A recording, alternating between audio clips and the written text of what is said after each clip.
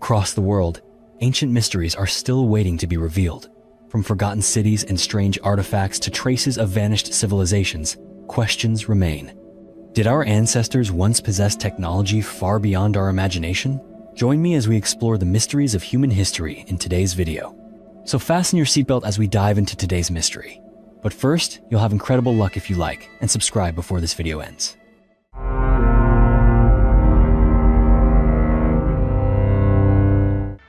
The Doomsday Prophecy from the tomb of Queen Khentkaus III. In the vast Egyptian desert, more than 4,500 years ago, the tomb of Queen Khentkaus III still lay quietly, hidden beneath the thick layers of sand built up over time. She was the wife of Pharaoh Neferfri, living during the Old Kingdom, one of the most brilliant and mysterious periods in ancient Egyptian history. However, what makes the tomb of Khentkaus III truly remarkable is not just its location or the treasures buried with her, but the haunting messages discovered by archaeologists during the excavation. When scientists began to excavate the tomb, they found not only familiar artifacts, but also noticed strange traces in the records left behind. These signs pointed to a period of great turmoil when a once mighty ancient dynasty was beginning to face an unstoppable decline. Archaeologists noted that, by the end of the Old Kingdom, the floods of the Nile had become more unpredictable than ever before. Severe droughts occurred repeatedly, making the land dry and barren, causing failed harvests, and making the tax system ineffective. As wheat and other food production dropped sharply, the state gradually lost its ability to maintain order and provide for both the nobility and ordinary people. What was especially notable was that, inside the tomb of Khentkaus III, researchers also discovered walls inscribed with lines of lamentation about famine. These very records have helped modern researchers better understand the reasons that led to the collapse of Egypt's Old Kingdom. Professor Miroslav Barta remarked that the combination of climate change, prolonged drought, and internal conflict drove the Egyptian empire to the brink of collapse.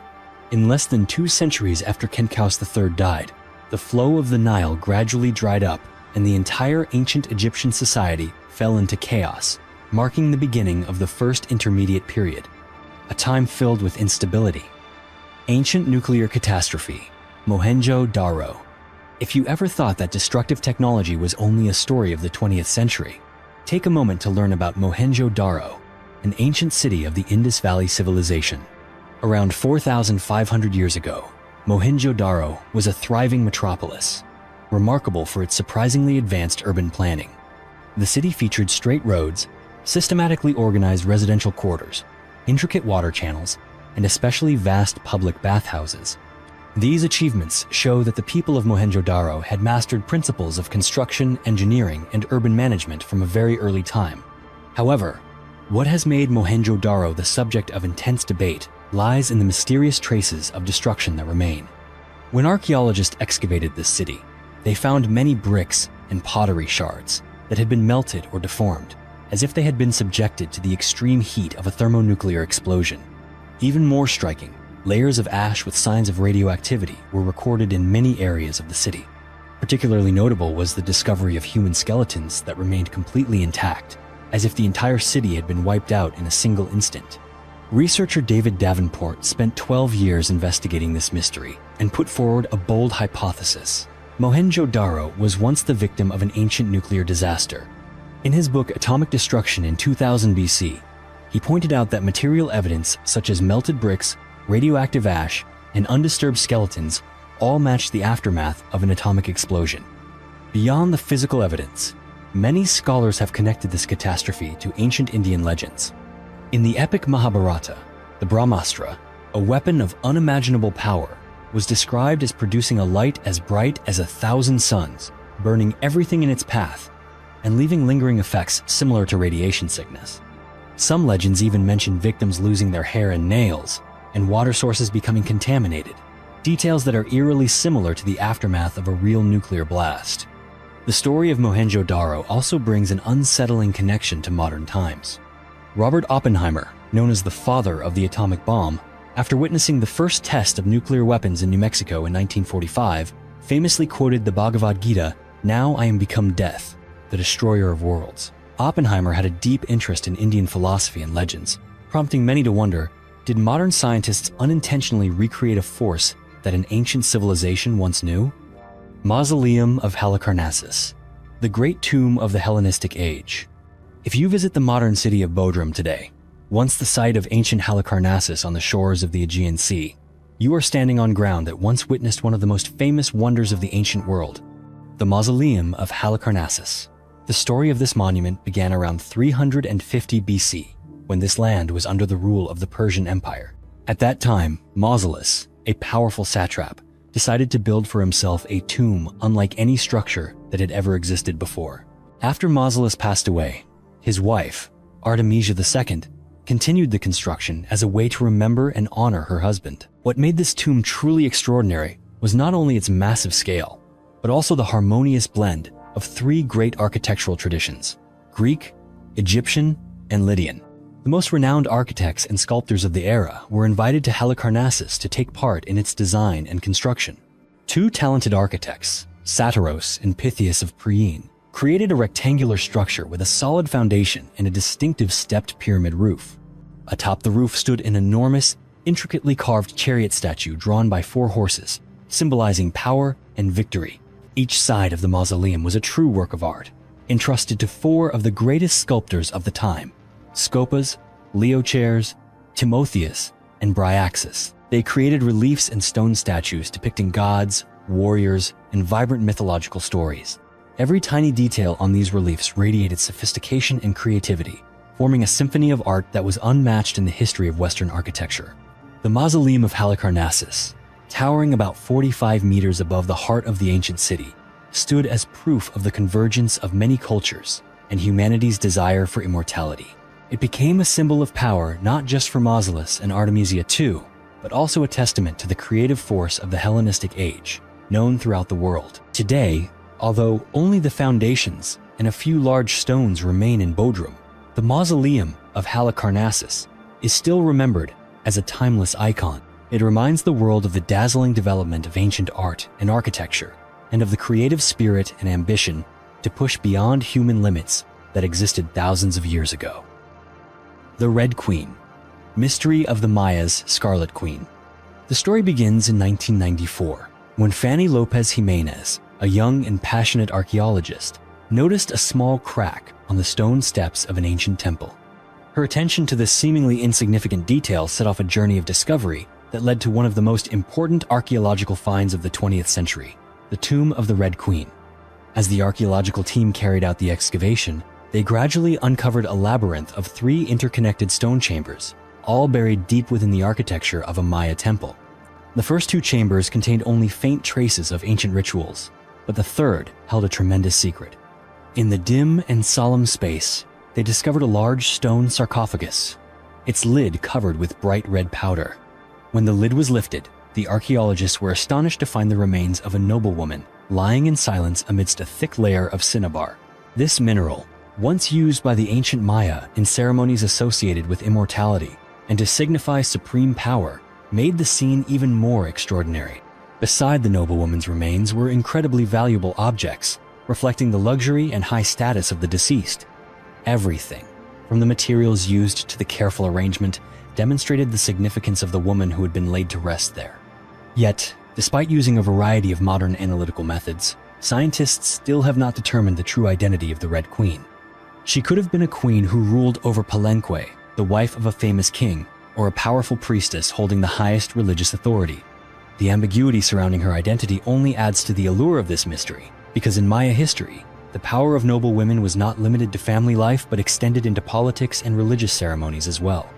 The first white men to reach the New World, Hernán Cortés and the Aztec Empire, in the spring of 1519, people living along the Mexican coast began to notice a strange sight on the horizon. They saw large ships with white sails, unlike anything they had ever witnessed before. As these vessels slowly approached the shore, the initial curiosity quickly turned into fear. On board were men with very pale skin, brown or blonde hair, wearing shining armor and carrying metal weapons that the natives had never seen. Even more astonishing were the giant 4-legged creatures, horses, as they would come to be known, because the Aztecs had never seen a horse in real life. Each hoofbeat sent up clouds of dust, creating an atmosphere filled with awe and dread. Leading this group of white men was Hernán Cortés, a Spanish explorer. When Cortés and his party set foot on land, they became the strangest visitors the Aztecs had ever faced in their history. With their unusual clothing, powerful weapons, and majestic horses, they seemed like warriors from a completely different world. At that time, a legend lived deep in the hearts of the Aztecs about the god Quetzalcoatl. According to the stories, Quetzalcoatl was the deity who brought knowledge, art, and creativity to the Aztec people. After a dramatic event, the god left his land and journeyed eastward across the ocean, leaving behind a prophecy that one day he would return. These tales had been passed down through generations and had become an inseparable part of Aztec belief. When news about the white men and their strange beasts reached the capital, Tenochtitlan, Emperor Montezuma II, was deeply troubled. Day after day, he received reports of mysterious weapons that made thunderous noises, of ships as tall as towers, and of people with strange powers. Montezuma did not know how to respond, haunted by the fear that this was the moment Quetzalcoatl would return, as foretold in the prophecy. Some accounts say that when Montezuma met Cortés, he was extremely respectful and welcomed Cortés as a god. Spanish records claim that Montezuma surrendered his throne, treasures, and even the power of the Aztec Empire to Cortés, believing it was a destiny set long ago. Whatever the reality, the way Cortés was received opened the way for the Spanish to move deep into the heart of the Aztec Empire with almost no serious resistance.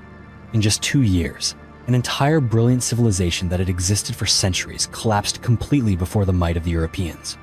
The story of Cortés and this fateful encounter has become a prime example of what is known as the white god phenomenon. According to this hypothesis, many indigenous cultures in the Americas mistook the first Europeans to arrive on the continent for legendary gods, leading to tragic misjudgments and disasters for entire peoples. However, many modern historians have questioned the authenticity of this story. Did the Aztecs really believe Cortés was Quetzalcoatl? Or was this simply a tale created by the Spanish themselves to glorify their achievements and superiority? Some believe that Spanish documents exaggerated the role of Cortés to hide the political maneuvers and military tactics that were actually used during the conquest. Not stopping there, some scholars have put forward even more daring theories about the origin of the Quetzalcoatl legend. Some suggest that the myth of this white god might have originated from mysterious contacts with Europeans centuries earlier. Other researchers connect the image of Quetzalcoatl with St. Thomas the Apostle, who is said to have traveled east after the death of Jesus. And there are even hypotheses that the Knights Templar may have crossed the ocean to reach the Americas as early as the 14th century.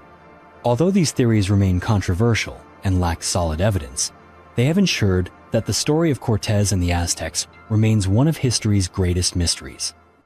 The mystery of Skoda's tomb, the Egyptian princess in Ireland. Amid the rolling green hills of County Kerry in southwest Ireland, there stands a large, solitary stone, set quietly within the peaceful landscape. Locals call this place Skoda's grave. For centuries, people have passed down the tale that this is the final resting place of Skoda, a mysterious Egyptian princess who crossed distant seas to set foot on this land. The story of Skoda began to appear in medieval manuscripts, mainly around the 12th century, when chroniclers in Ireland and Scotland sought to trace the origins of their people. In most records, Skoda is described as the daughter of an Egyptian pharaoh, most often referred to as Pharaoh Chenkris. Sometimes his name is mistakenly written as Chingis, but most sources agree that Skoda was of royal Egyptian descent. According to legend, she did not remain in her homeland but instead set out with her husband for Egypt.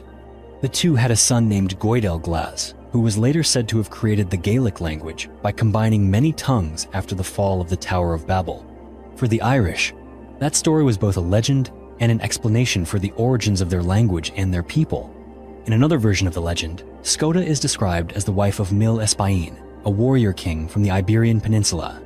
Their descendants are considered to be the ancestors of both the Irish and the Scots. The term Scot, which later came to describe people living in Ireland and Scotland, is believed to have originated from Skoda's own name.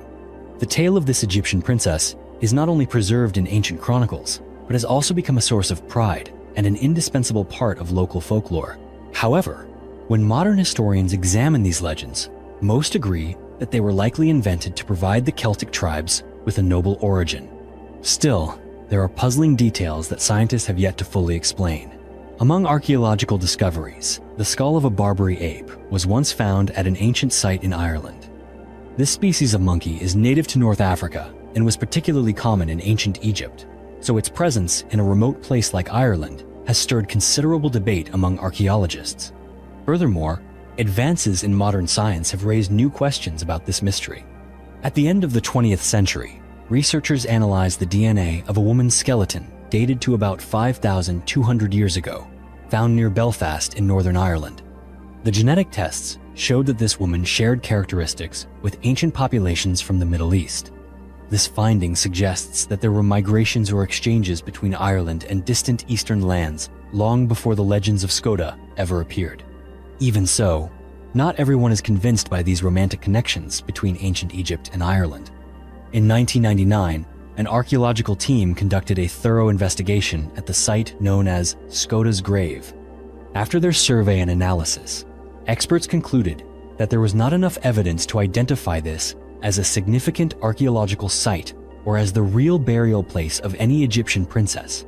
Yet, the grave and the story of Skoda continue to live on in the hearts of the Irish people as an unsolved mystery and as a part of the search for the deepest roots of the Celtic people. Circumcision ritual with flint knives. One custom related to the male body in ancient Egypt may come as a surprise. This was the circumcision ritual performed using flint knives. The earliest recorded image of this ritual appears at the mastaba of Ankh-Mahor, an ancient tomb from the Old Kingdom. On this relief, priests are depicted performing circumcision on young men using sharp tools made from flint. This stands as the oldest archaeological evidence showing that this practice existed in Egypt at least 4,700 years ago. The Egyptians saw this as an important milestone in a man's life, symbolizing maturity. In some communities, this ritual also marked one's social status.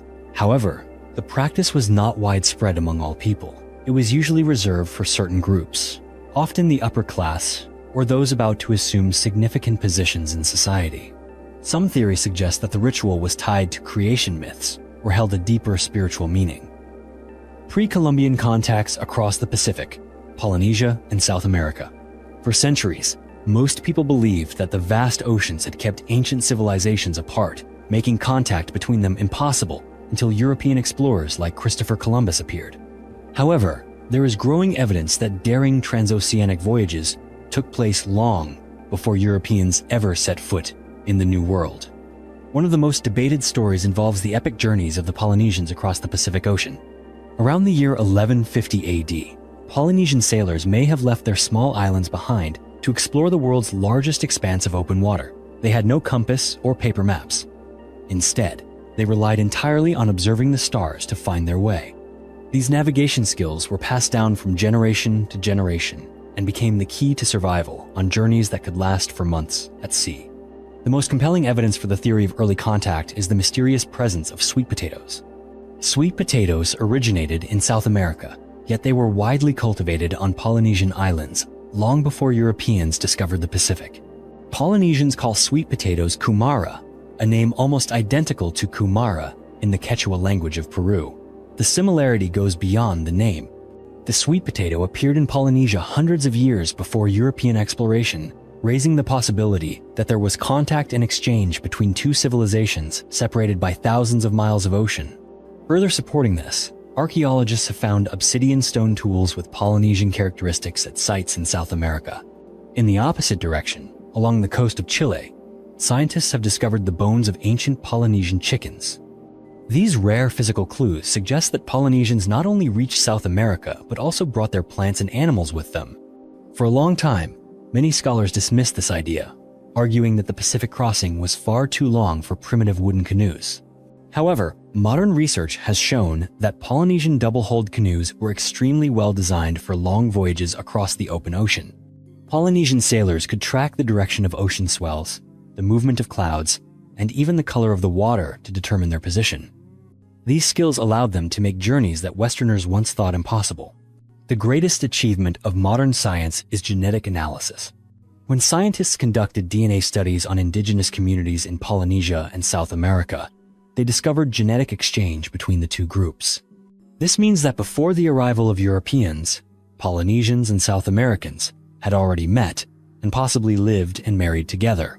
These discoveries have changed the traditional view of world history. They show that ancient civilizations were not as isolated as we once thought. If Polynesian sailors could cross the ocean nearly 1,000 years ago, then human history surely still holds many other extraordinary stories that we have yet to discover. The Varangian Guard, Northern warriors in Byzantium. If you have ever pictured the ancient city of Constantinople, perhaps you imagine its dazzling golden domes, its formidable city walls, and crowds of people streaming in from all corners of the world. Yet one image that few can forget is the mighty imperial bodyguard of the Byzantine emperor, renowned throughout Europe as the Varangian Guard. In the empire's most glorious years, the Varangian Guard always stood out as a symbol of strength and unwavering loyalty. In the beginning, the Varangian soldiers were mainly Scandinavians. Their story began in 988, when Prince Vladimir of Kiev sought to strengthen his rule and forge a lasting alliance with the Byzantine royal family. To achieve this, he sent 6,000 elite Norse warriors to serve under Emperor Basil II. These warriors from the cold northern lands brought not only their physical might but also an indomitable fighting spirit, quickly becoming an indispensable force in the empire's fiercest battles. When Basil II faced bloody uprisings from rebellious generals and rival factions, it was the Varangian mercenaries who helped him crush the civil wars and restore order to the empire. For their great service, they were not only retained as elite guards, but were also trusted with the most crucial tasks. Many of them were even regarded as brothers in arms, standing by the emperor's side in the most perilous situations. Over time, the ranks of the Varangian Guard gradually expanded to include warriors from other parts of Europe. Anglo-Saxons, Germans, and Slavs all joined, forming a culturally diverse unit that nevertheless maintained a strong Norse identity. The signature weapon of the Varangian Guard was the long-handled axe, with its razor-sharp blade and sturdy shaft. This weapon was powerful enough to split shields and cut through armor, making any enemy think twice before facing them on the battlefield. Watching these warriors standing guard by the emperor's throne, anyone could sense the awe and strength they exuded. After years of service in the imperial palace, some Varangian warriors returned to their Scandinavian homelands. They brought with them tales of adventure from the magnificent city of Eastern Rome, of heroic battles, glory, and loss. Many of their names were carved into ancient runestones, becoming legends in Norse folklore, reminding future generations of a time when northern warriors played a crucial role in the history of one of the world's greatest empires. William Adams, the Englishman who became a samurai in Japan. In April of 1600, a ship named the Leifde drifted into the southern seas of Japan after a long and tragic journey across the Pacific. When the ship finally reached the shores of Kyushu, it was little more than a battered wreck, with most of its crew dead or exhausted. Among the 24 survivors was an Englishman named William Adams, who had no idea he was about to become the most important foreign figure in early modern Japan. William Adams set foot in Japan at a time when Portuguese and Spanish missionaries had already established a presence in the country. However, he was entirely different from those who had come before, for he was a Protestant and carried no mission to convert anyone. The only things Adams brought to Japan were his knowledge of shipbuilding, navigation, and the latest military technology from Europe. This difference is precisely what drew the attention of Tokugawa Ieyasu, the lord who was on the verge of unifying all of Japan after decades of civil war. Tokugawa Ieyasu saw William Adams as someone who could give him a significant advantage in both technology and military strategy. For this reason, he decided to keep Adams in Japan and made him a close advisor in various fields. Adams began designing and building Western-style warships, training the Japanese in navigation techniques, and helping to upgrade the coastal defenses of the Tokugawa government.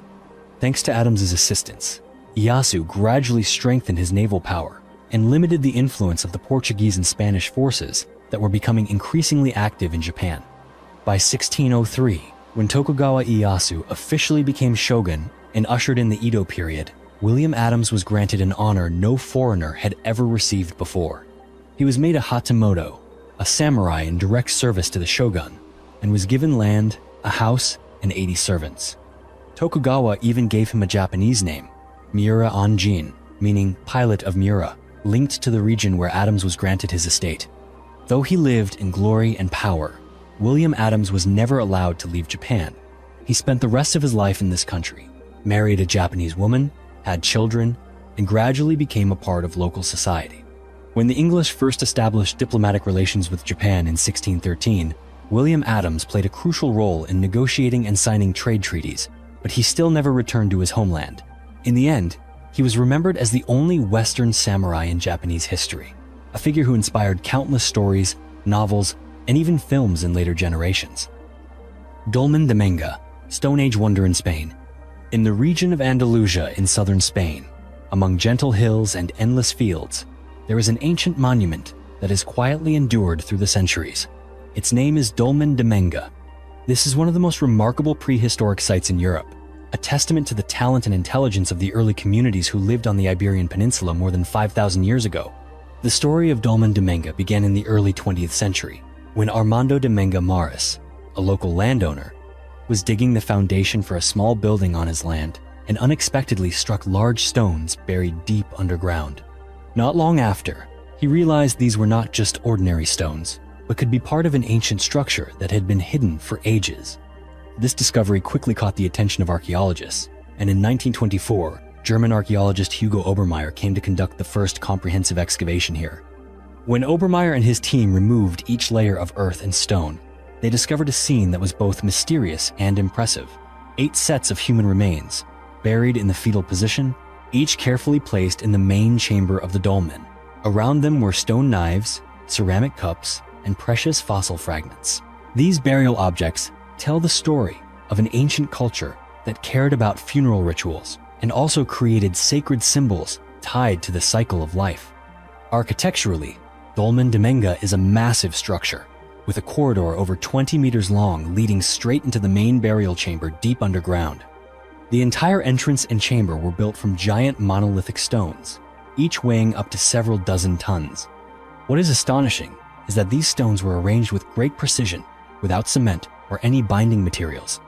The construction technique is shown clearly in the way the dolmen's corridor is aligned perfectly with the sunrise on the day of the spring equinox.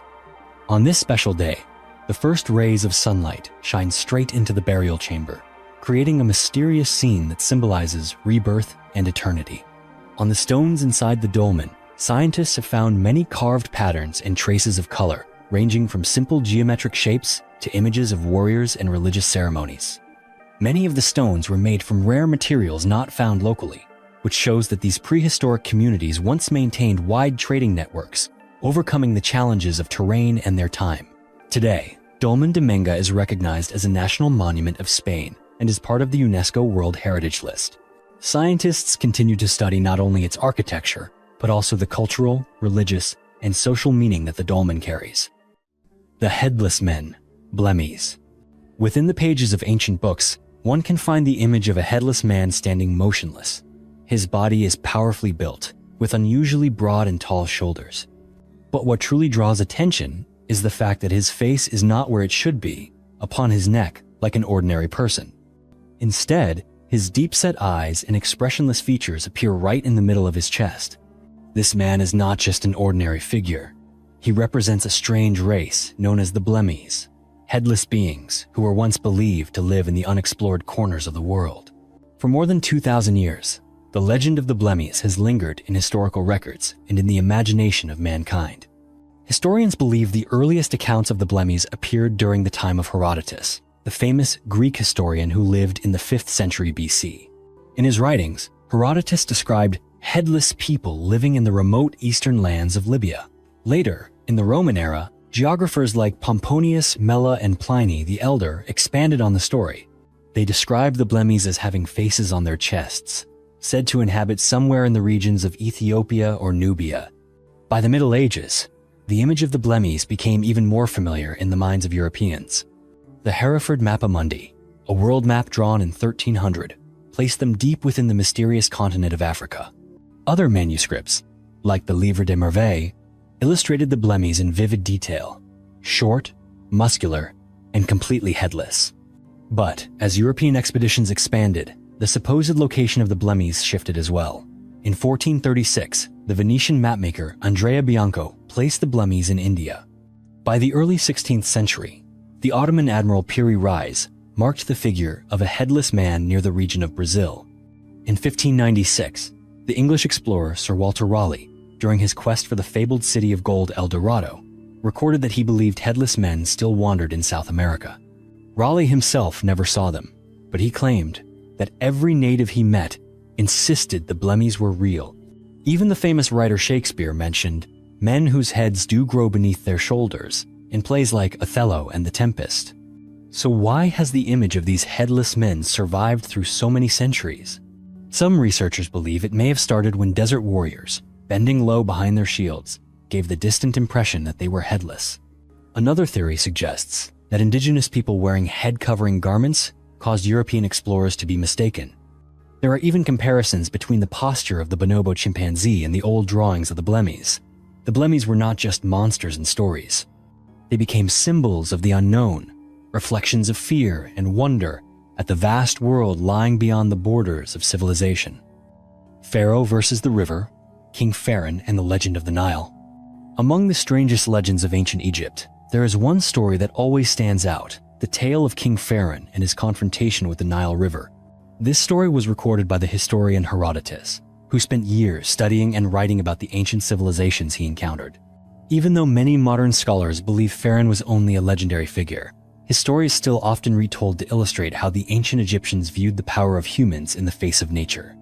The story begins during a great flood season. The Nile River has always been the lifeblood of Egypt. It brings fresh water, fertile silt, and is the essential factor that makes crops grow. But the Nile could also be a threat whenever its waters rose too high. One year, the floods caused the fields to disappear underwater, turning homes and daily life upside down for the people. King Pharaoh felt powerless before the raging river. In his anger and despair, he decided to do something no one had ever dared to do. King Pharaoh stood before the rising river, holding a large spear. He threw the spear into the water, as if he could force the Nile to obey his will through his own power. This act brought him nothing but disaster.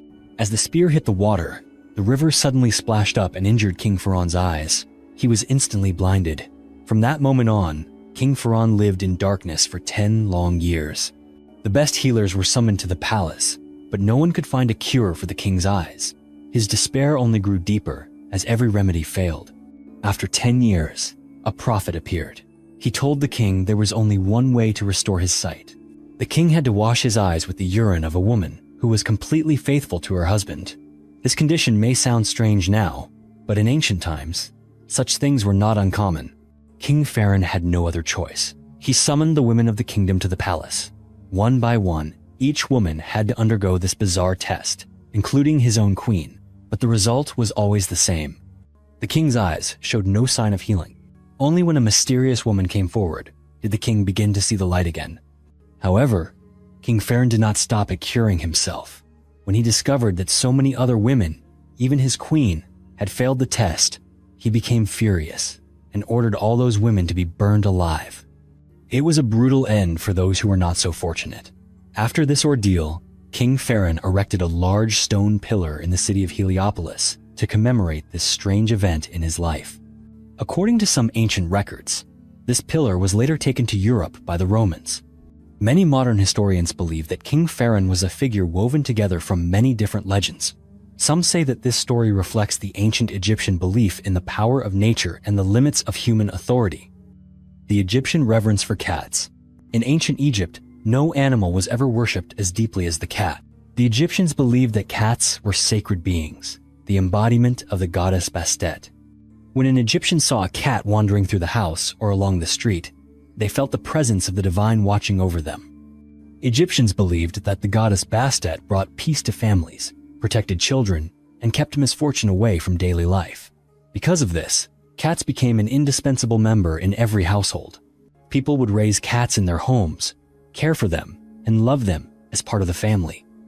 The level of respect given to cats far surpassed that of any other creature. At the height of Egyptian civilization, killing a cat was considered a serious crime, punishable even by death. There are stories that tell of cases where, if a cat died under mysterious circumstances, the entire community would gather to investigate and find the culprit. The law protected cats almost absolutely. In the temples dedicated to the goddess Bastet, the Egyptians even built special areas just for the care and worship of cats. They kept thousands of cats in these temples, providing them with food and daily care. When a cat died, its body was not discarded like that of an ordinary pet. Instead, elaborate funeral rites were held. Cats were carefully mummified and buried with precious items. Archaeologists have found hundreds of thousands of mummified cats in the temples of Baste, at Saqqara, and Tel Basta. The Egyptians' reverence for cats became so famous that it turned into legend in the history of the ancient world. According to the Greek historian Herodotus, in 525 BC, when the Persian army invaded Egypt, they took advantage of this devotion to win victory without bloodshed. The Persian soldiers carried images of cats on their shields and even drove live cats ahead of their ranks.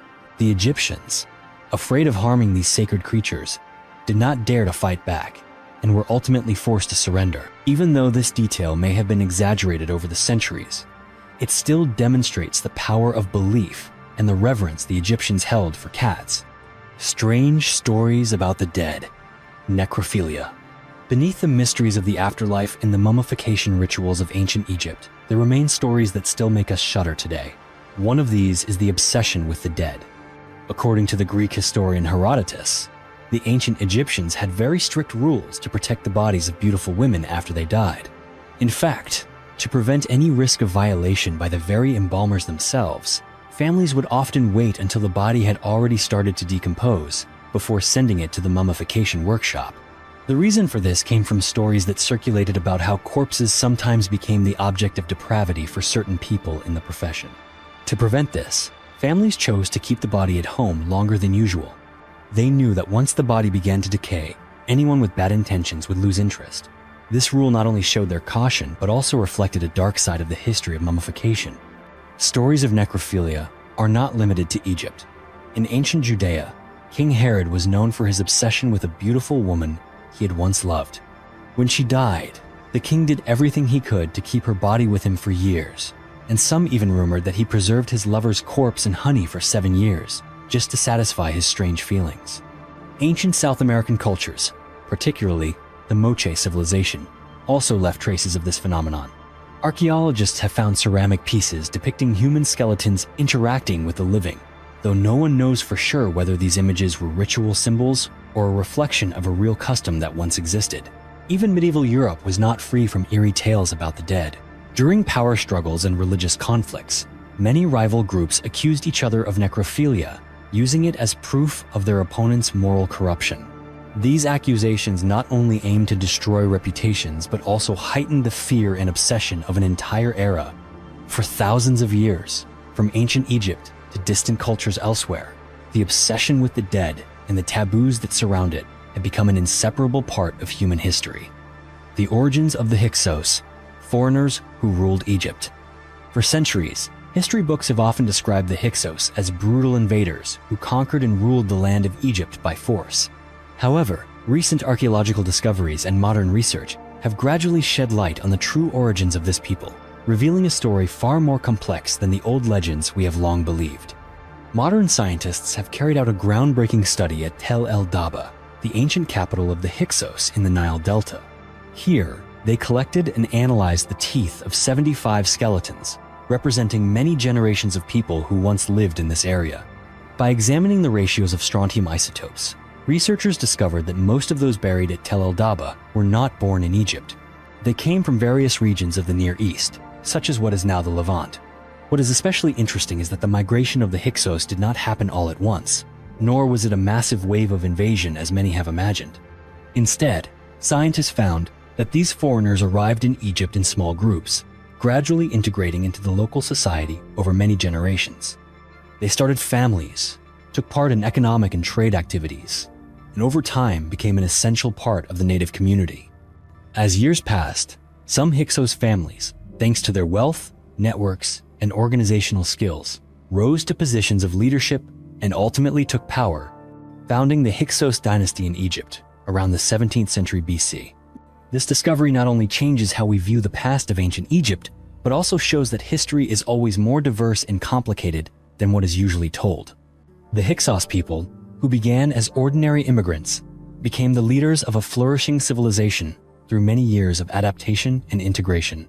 This process clearly reflects the ability to adapt, the openness, and the constant changes that shaped Egyptian society in ancient times. The Ghost Wolf of Ansbach. Germany at the end of the 17th century was a place filled with strange and mysterious tales.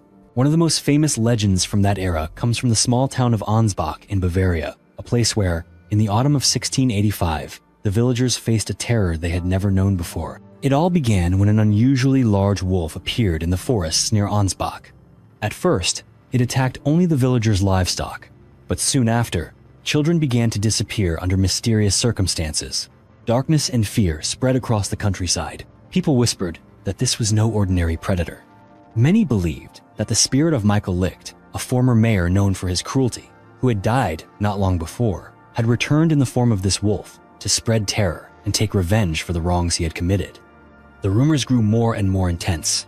Some swore they saw Michael Licht's ghost wandering around his own grave late at night, or caught the gleam of the ghost wolf's eyes in the darkness, looking just as menacing as the former mayor's gaze in life. Memories of a ruthless leader who had brought so much suffering to the villagers only made the panic worse. Unable to bear the ongoing fear, the people of Ansbach decided to put an end to the horror. They dug a deep pit at the edge of the village, covered it with dry leaves, and placed a rooster as bait. One night, the ravenous wolf fell into the trap. Hunters and villagers surrounded it, doing everything they could to bring down the massive animal. The villagers decided that something special needed to be done to warn and deter anyone who might abuse power in the future. They skinned the wolf and dressed its body in the cloak and wig that Michael Licht had worn in his lifetime. To complete the spectacle, they painted a crude mask with the cold features of the former mayor and attached it to the wolf's head. Afterwards, the whole town gathered, pulling the wolf's body up to hang it from a pole in the town square, the very place where, in the past, the greatest crimes of the village had been judged. The scene was both terrifying and dramatic, leaving an unforgettable impression on everyone who witnessed it. For the people of Ansbach, it was not just an act of exorcism, but a message to all rulers. If you govern with cruelty, you may never find peace.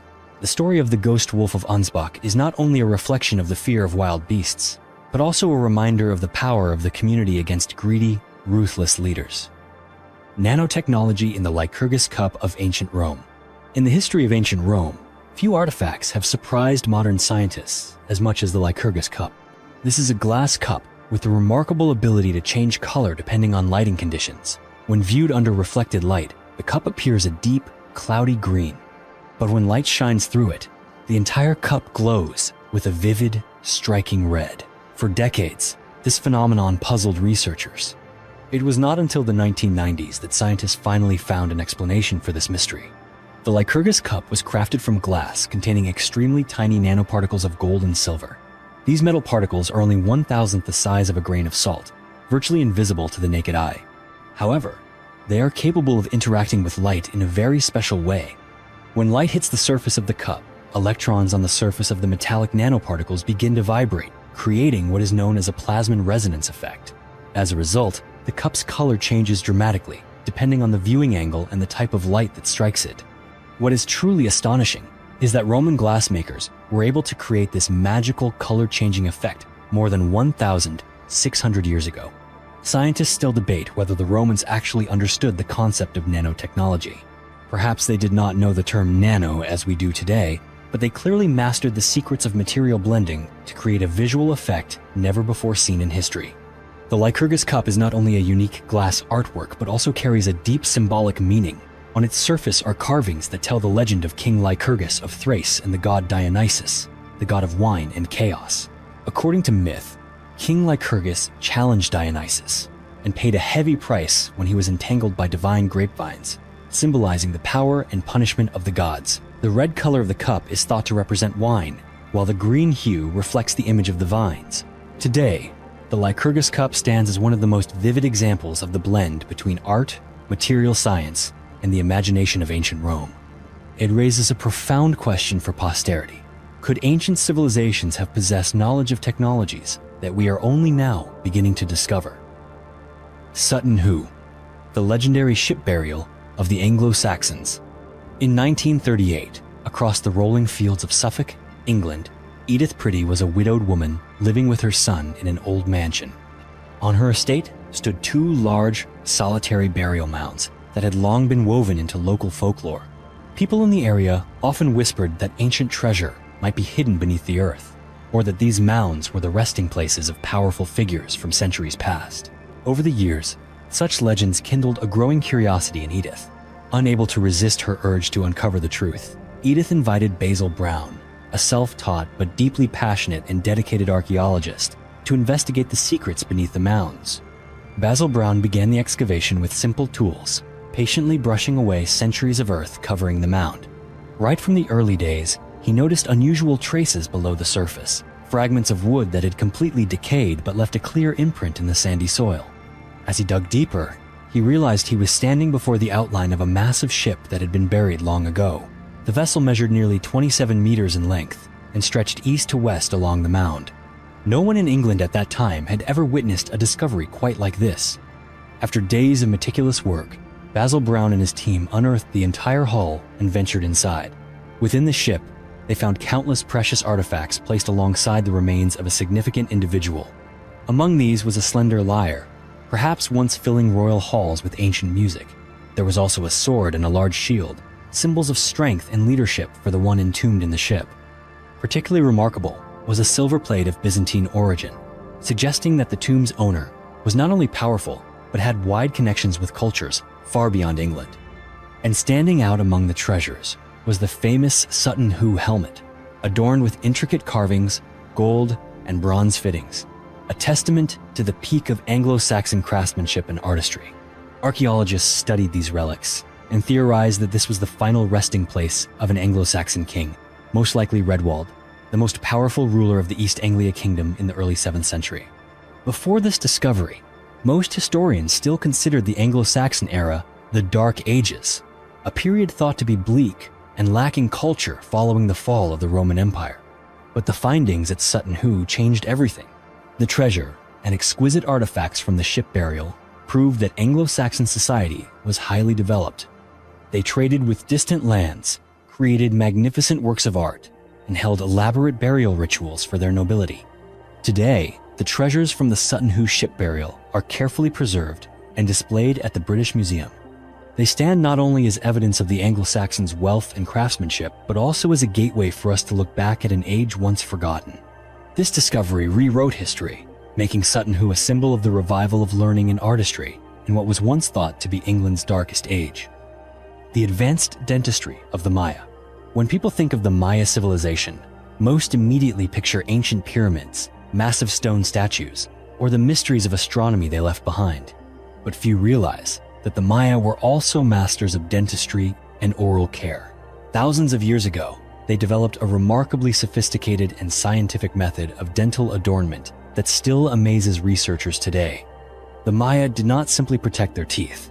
They elevated dental decoration to a unique art form. They selected famous gemstones such as jade, turquoise, gold, and hematite to be affixed directly onto the surface of the teeth. These stones were meticulously cut to fit the shape of each tooth, creating a dazzling smile that drew the attention of anyone who saw it.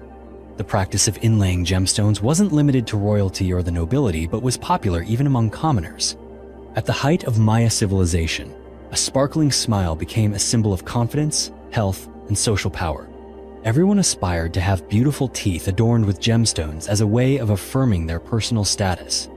One aspect that particularly impresses modern scientists is the adhesive used by the Maya to attach the stones. Unlike ordinary glues, the Maya's dental adhesive was crafted from tree resins, combined with minerals and medicinal plant extracts.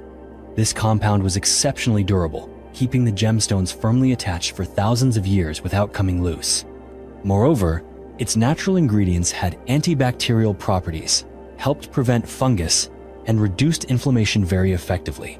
This kept the mouth clean and protected against gum disease and tooth decay. Some ingredients even helped freshen the breath with the scents of local herbs.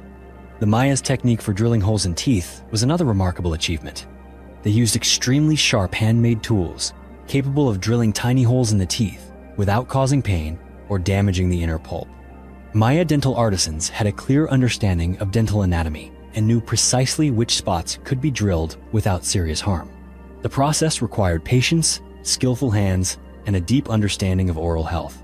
Archaeologists have uncovered numerous Maya skeletons with gemstone inlaid teeth still intact, proving the quality and durability of this ancient technique. Among them, one of the most famous cases is King Pakal the Great of Palenque. Although he lived to be 80, examination of his remains revealed that his teeth showed almost no signs of decay or tooth loss. This confirms that the Maya not only beautified their teeth, but also kept them healthy throughout life. Perhaps most fascinating of all, dental decoration with gemstones wasn't just for the wealthy or the elite. It became a custom embraced by the entire Maya community. Whether man or woman, old or young, everyone could take pride in a distinctive, individual smile. Oral care was considered an important part of daily life. People regularly cleaned their teeth, polished the gemstones, and if a tooth was decayed or damaged, it would be extracted promptly to prevent health issues. Looking back, Maya dentistry stands out not only for its aesthetics, but also for its advanced medical approach. From drilling technology and adhesive formulation to the philosophy of oral hygiene, the Maya left behind a proud legacy. These discoveries show us that what we often think of as modern advancements may have roots reaching back thousands of years. The Maya civilization is proof of humanity's limitless creativity, even in the smallest corners of daily life. The ruins of an ancient church and traces of the Last Supper. Deep in the heart of Jerusalem, a city where countless generations have searched for traces of the sacred, archaeologists have recently uncovered a remarkable relic. It is the foundation of an ancient Byzantine church, not far from the famous Garden of Gethsemane. According to legend, this is the very place where the legendary Last Supper took place, the final meal shared by Jesus and his disciples before his arrest and crucifixion. This discovery not only revives one of the most famous stories in Christian history, but also offers archaeologists a rare opportunity to see the past with greater clarity. This Byzantine church is thousands of years old and was once a pilgrimage site for generations of worshippers. During the excavation, researchers uncovered remaining architectural details, solid stone walls, finely crafted floor tiles, and fragments of mosaics featuring intricate patterns and ancient Greek inscriptions. These designs depict scenes of sacrifice and salvation, reflecting the deep faith of the earliest Christian communities in the Holy Land. Another notable discovery is a Jewish ritual bath, known as a mikveh, constructed right next to the church grounds. Traditionally, the mikveh is used for purification before major religious rituals or events. Its presence at this site indicates that the area around the church was once an important religious center where different faith communities converged. According to archaeologists, this mikveh may have served workers from nearby olive oil and wine presses and is closely linked to biblical traditions surrounding the final days of Jesus.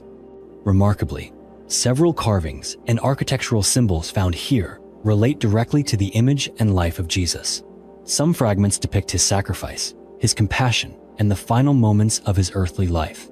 Every line etched in stone, every weathered wall, bears the imprint of those who built, prayed, and lived through the tumultuous chapters of history.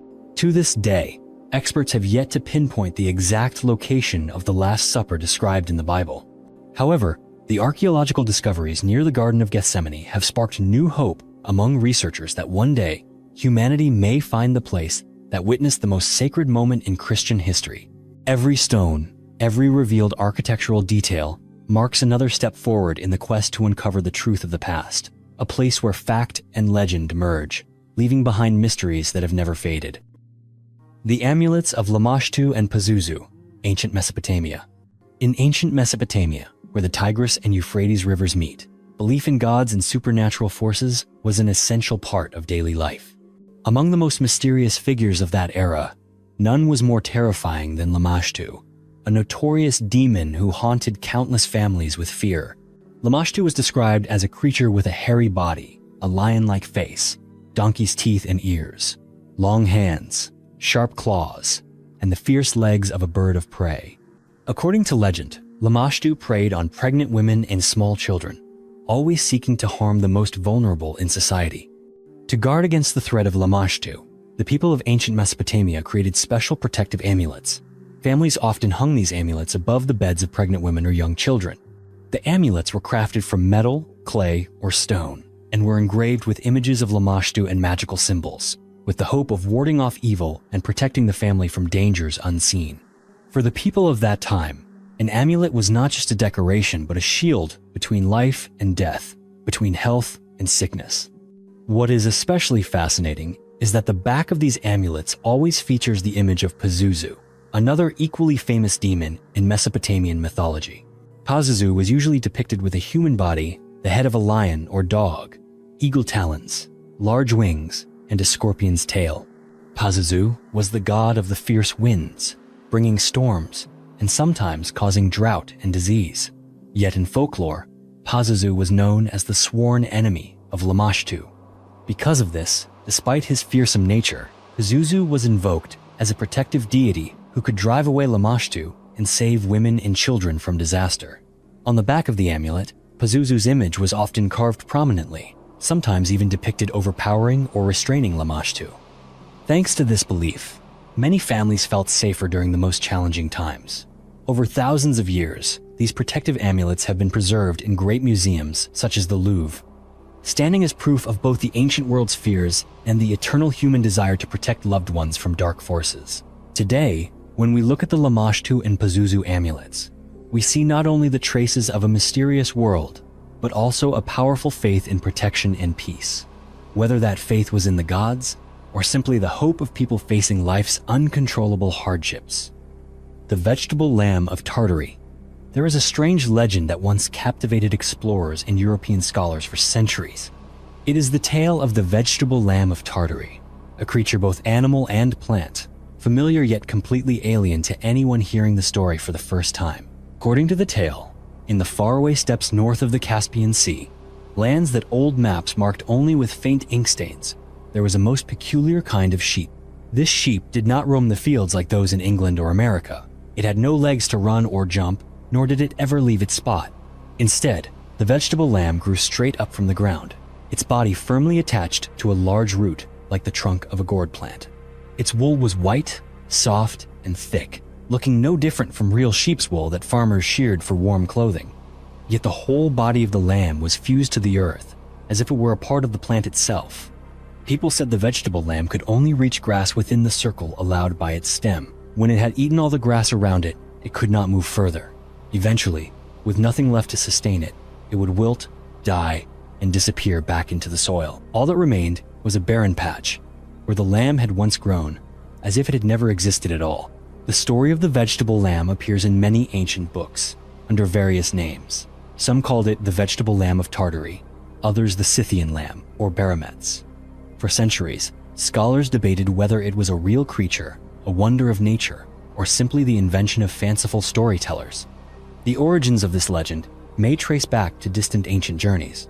In the 5th century BC, the famous historian Herodotus wrote that, in India, there were trees bearing fruit with fibers softer than any sheep's wool he had ever known. When these tales reached Europe, they sparked the imagination of many. Later, the botanist Theophrastus, a student of Aristotle, also described unusual plants, and the Greek word melon, meaning both apple and sheep, only added to the confusion. By the Middle Ages, the story became even more fantastical. In John Mandeville's famous 14th century travelogue, he spoke of giant gourds which, when split open, revealed a living lamb inside. Other versions describe the lamb growing on a tall stalk, connected by an umbilical-like cord, able to live only as long as the grass around it remained green. The herbalist, John Parkinson, in the 17th century, claimed the lamb would only detach from its stem after it had eaten all the grass nearby, and would then die of hunger or be devoured by wolves. During the Renaissance and modern times, many naturalists tried to prove or disprove the vegetable lamb's existence. The philosopher Francis Bacon, in his early 17th century work, Silva Silvarum, wrote that he did not believe the legend, but specimens still appeared in England. A cloak said to be woven from vegetable lamb's wool was presented to diplomat Richard Lee, and later preserved at the famous Bodleian Library in Oxford. In 1698, the renowned naturalist Sir Hans Sloane personally examined a vegetable lamb at the Royal Society in London. On close inspection, he found the specimen was really the rootstock of a Chinese fern, with fibers as soft as real sheep's wool. Other botanists, like Engelbert Kampfer, believe the legend originated from Central Asian and Chinese practices of harvesting wool from unborn lambs, which was the softest and finest. Even with reasonable explanations, the legend of the vegetable lamb never faded. In 1887, the naturalist Henry Lee declared that the true origin of the story was a misunderstanding by Europeans upon first encountering the cotton plant. To someone who had never seen cotton, a plant producing fluffy, white fibers as thick as sheep's wool was truly incredible. Today, as technology allows humans to create strange hybrids, artificial foods, genetically modified crops, the story of the vegetable lamb of Tartary feels closer and more fascinating than ever. Perhaps the line between animal and plant, between fact and legend, has never been as clear-cut as we imagine. And sometimes, it is those very impossibilities that spark the imagination and dreams of countless generations. The Great Dismal Swamp, sanctuary of America's runaway slaves. Straddling the border between Virginia and North Carolina, the Great Dismal Swamp was once a vast, wild expanse, covered in dense forests and winding channels.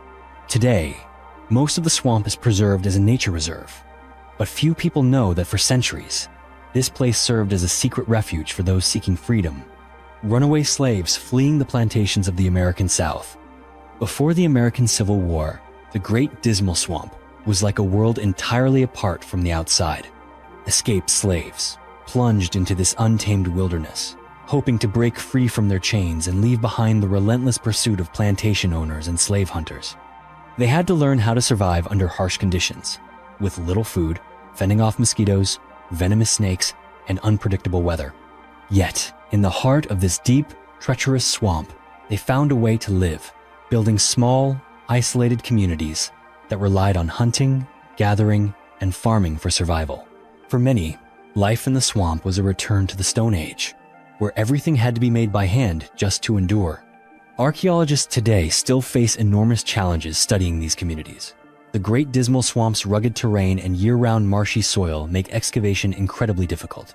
Most of what scientists find are stone tools, broken pottery shards, sometimes axes, arrowheads, or traces of simple wooden shelters. Rarely do they uncover clear evidence of permanent dwellings or personal belongings of those who once hid here. Moreover, the history of the people who lived in the Great Dismal Swamp is almost entirely unrecorded. There are no diaries, no letters, no personal memoirs.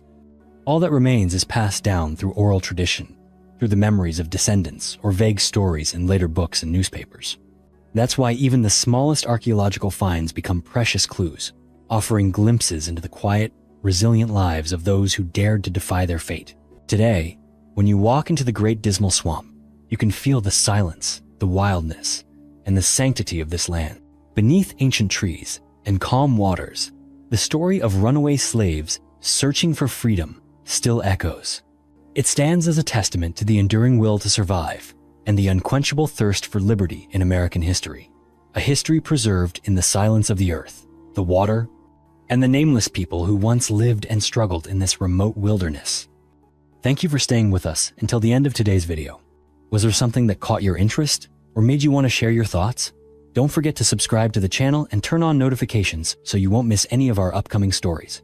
We'll see you in the next video.